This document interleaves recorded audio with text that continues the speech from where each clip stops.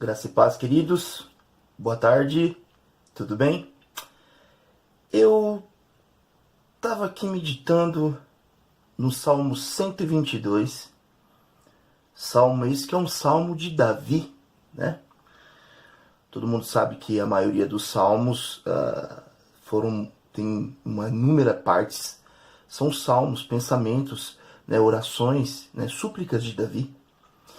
Mas tem um salmo que me chama muita atenção, até mesmo porque para aqueles que protegem templos, né? E usam o Salmo, justamente o Salmo 122, para refutar sobre a questão de termos templos para ir ou não, né? Os templários, esses que protegem denominações, usando justamente esse Salmo de Davi para dar como base a ida aos templos, às denominações. E uma coisa me chama muita atenção na história de Davi.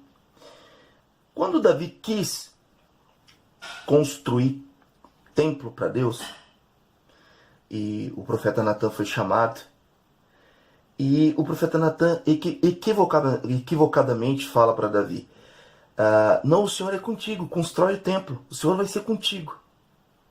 E Deus depois manda o recado de novo, justamente a Davi falando: não, quem construirá o templo para mim será o seu descendente, aquele que eu chamarei ele de filho e ele me chamará de pai.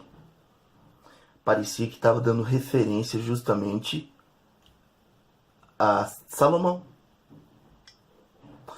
E quando Davi fechou os olhos, que Salomão assumiu o reinado dele, e assumiu o reinado de Davi, anos mais tarde, realmente Salomão construiu o templo.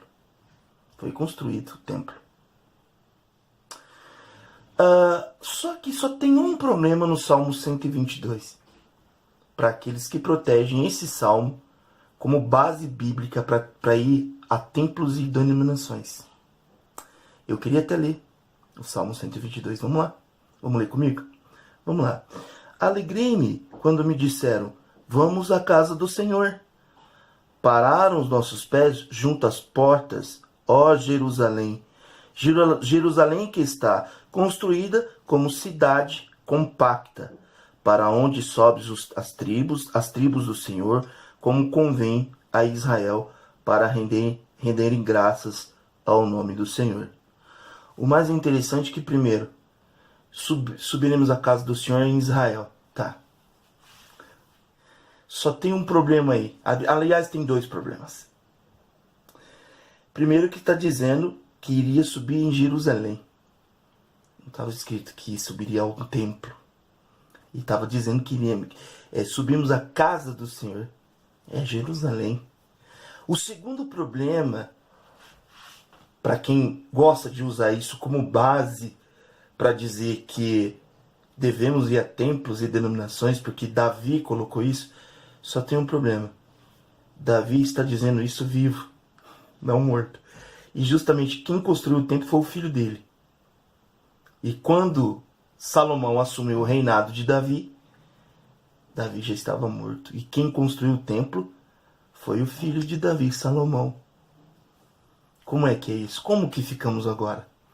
Se Davi está colocando o Salmo 122 em prática aqui, e ele está dizendo: subiremos à casa do Senhor, mas que casa do Senhor? Quem construiu o templo foi o filho dele mais tarde. Ele nem vivo não era. Davi não era vivo quando o filho dele construiu o templo.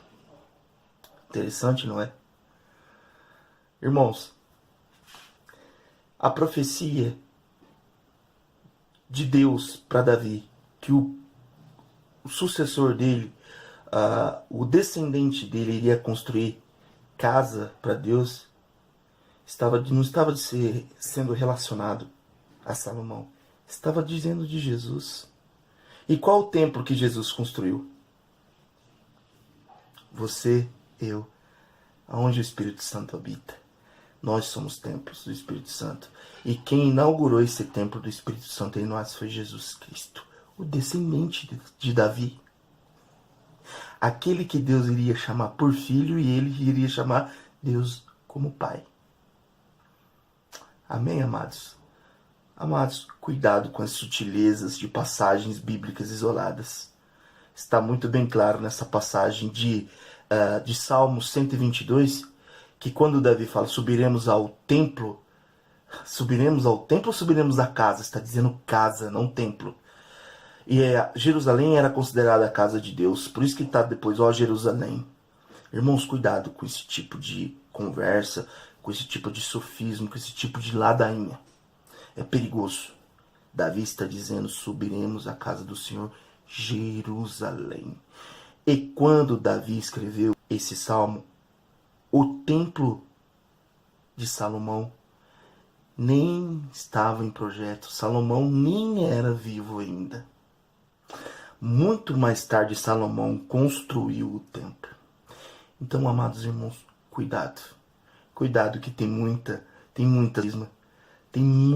sofisma atrás das escrituras. Eu falei e digo outra vez. Cuidado com passagens isoladas. Usem a coerência do Espírito Santo. Usem a direção do Espírito para que as passagens isoladas não sejam usadas como pretexto. Ok, amados?